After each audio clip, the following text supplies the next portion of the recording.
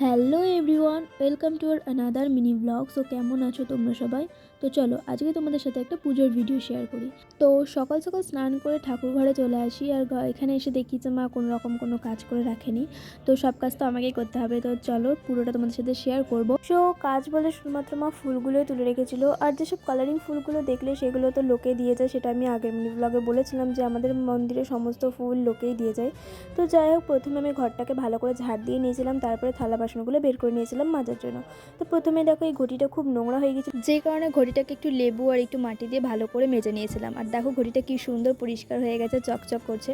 তো যাই হোক, দেন বাকি বাসনগুলো মেজে নিয়েছিলাম, আর তারপরে একটা বালতিতে জল নিয়ে পুরো ঘরটাকে মুছে নিয়েছিলাম। আমার না এমনি পুজো দিতে ভালোই লাগে, বাট কাজ করে ঠাকুর ঘরে সমস্ত কাজ করে পুজো দিতে আমার একটু বেশি বিরক্তই লাগে। মনে হয় যে সব কাজ করে রাখবে মা, তারপরে গিয়ে পুজোটা দেবো, এটাই আমার কাছে ভালো লাগে। তো যাই হোক, দেন যেহেতু ঠাকুরকে খাবার দিতে গেলে তুলসী পাতা দিতে হয়, তাই তুলসী পাতা তুলে নিচ্ছিলাম আর ভালো করে ধুয়ে নিয়েছিলাম। দেন ঘটে জল দিয়ে বাবার ভোলেনাথকে স্নান করিয়ে সমস্ত ঠাকুরগুলোকে মুছে নিয়েছিলাম। দেন চন্দন বেটে সমস্ত ঠাকুরকে চন্দন পরিয়ে দিয়েছিলাম এবং সমস্ত ফুলগুলোতেও চন্দন লাগিয়ে নিয়েছিলাম। দেন সব ঠাকুরের সামনে ফুলগুলোকে ভালোভাবে সাজিয়ে দিয়েছিলাম। দেন ফল দুটোকে তুড়ি মেরে বুনিয়ে নিয়েছিলাম। Yes, this is my hidden talent.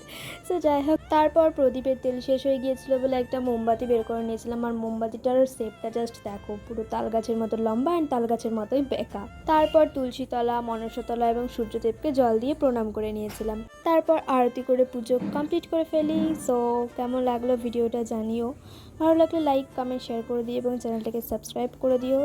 আর প্রথমে যেই ঘরটা দেখলে সেটা আজকে আমি সকালেই কিনেছিলাম, তাই পুজো দিয়ে এসে ওটার মধ্যে 50 টাকা ফেলে দিয়েছিলাম। তো চলো, এখনের জন্য টাটা।